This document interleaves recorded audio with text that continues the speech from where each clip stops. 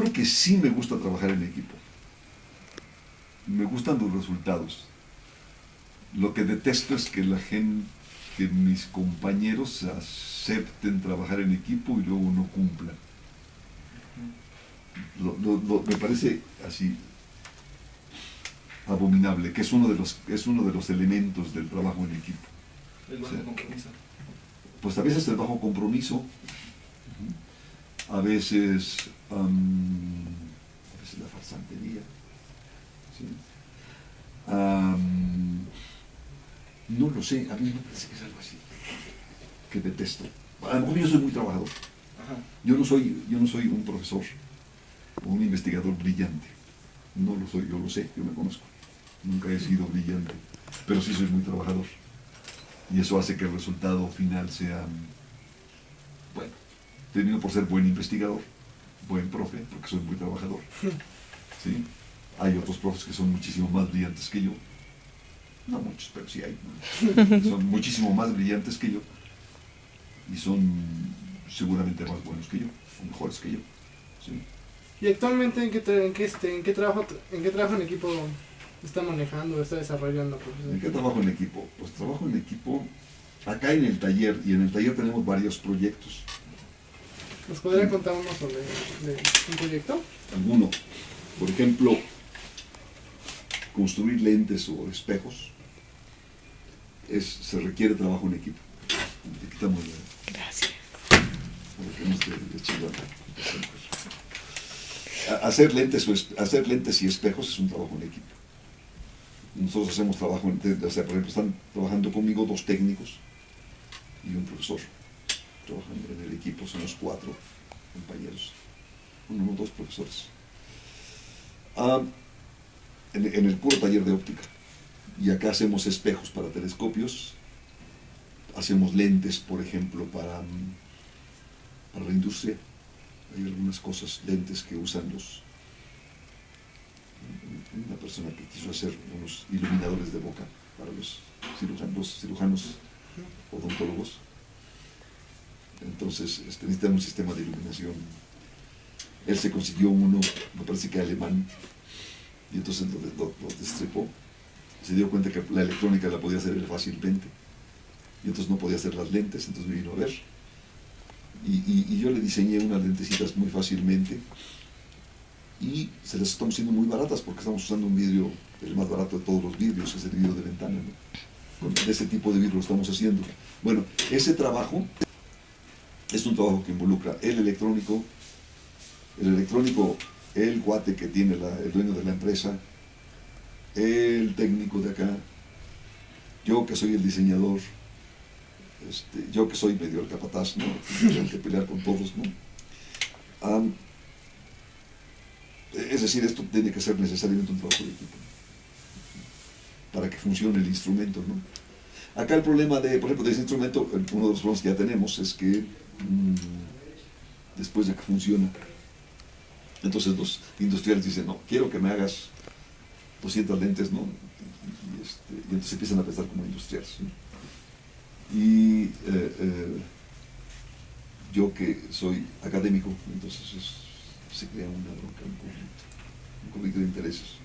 Yo detesto ser industrial, y los industriales detestan a los académicos, porque los académicos nos aburre inmediatamente algo que estamos haciendo después de que ya le encontramos el funcionamiento, decimos, guácala, ¿no? Ahí muere, ¿no? Entonces lo dejas, ¿no? Pero bueno, por ejemplo, ese es un grupo de trabajo. Hay otro grupo de trabajo bastante más grande, que es en el que está involucrado el taller de óptica como tal, en el que hacemos espejos para los telescopios, pero está involucrado el taller mecánico también, en el cual tenemos técnicos en el taller mecánico que trabajan como técnicos. Está la parte de óptica en la que yo trabajo, pero además están astrónomos, ¿no? Que son la gente del INAOI, ¿no? En fin, es otro grupo bastante más grande. Están capacitadores, que son un grupo de jovencitos, ¿no? A veces no tan jovencitos, pero pues sí, pero hay otros que son viejos, ¿no? Que hay que coordinar y hay que trabajar, y entonces son, digamos, un grupo de 40 personas, ¿Y ha tenido un trabajo en equipo trascendental o que ha influido mucho en su vida, no sé? ¿El que más le ha costado trabajo sacar adelante? Esas mezclaste tres preguntas completamente Bueno, el más diferentes. trascendental. Por ejemplo, trascendental. Uno siempre quiere hacer cosas trascendentales en la vida, miserable. Sí, he hecho trabajos que han resultado ser importantes, que yo no esperaba que fueran importantes cuando uno los hace. Es decir, uno como científico no está pensando en qué va a ser trascendental, o no siempre, no siempre. A lo mejor solamente los muy grandes científicos tienen esa capacidad de darse cuenta de que su trabajo va a trascender en el futuro y en las generaciones. Einstein, Dirac, Schrödinger, Newton, Gauss, son de otra galaxia. Aún los investigadores muy brillantes de acá de la facultad o de la universidad, no sé si su trabajo pueda trascender a ese nivel o si sepan que su trabajo va a trascender. La gente dice que sí, muchos colegas míos dicen, pues es que sí, mi trabajo sí vale la pena. Un poco insinuándote que el tuyo no vale la pena, pero yo creo que muy poco trabajo es trascendente a ese nivel, a esa estatura. Ahora, eso no quiere decir que no tengas pequeños éxitos, ¿no? Yo he hecho 2 o 3 trabajitos por ahí de proyectos internacionales, algunos de ellos que a mí me parece que es una simplonada, pero que el efecto que tuvo en el proyecto en el que estaba fue importante y entonces lo consideraron como una idea genial. Es que ustedes no saben, ¿no? No saben de óptica, y yo sí. Hice un diseño de unos telescopios especiales para rayos cósmicos y cosas así por el estilo.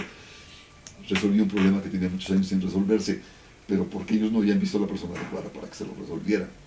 Es decir, por ejemplo, yo en la maestría y en el doctorado llevé 3 cursos de diseño, pues sé hacer diseños ópticos, ¿no? Entonces cuando me plantearon el problema, se lo resolví en una patada más o menos. En una patada me refiero a un par de semanas, ¿no? Y ellos llevaban 30 años intentando resolverlo, pero el problema no es que fuera, entonces uno podría decir, tomado ese como argumento, uno podría decir, es que Cordero es un chingón, ¿no?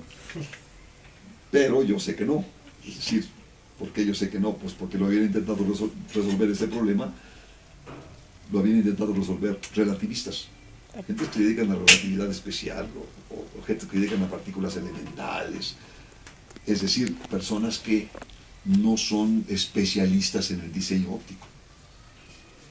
Y entonces cuando dice uno, no tiene chiste, es decir, bueno, sí tiene chiste, había que llevar sus cursos, había que saber haberlos aprobado, había que saber diseñar, etcétera, etcétera, etcétera. Bueno, por este resultado,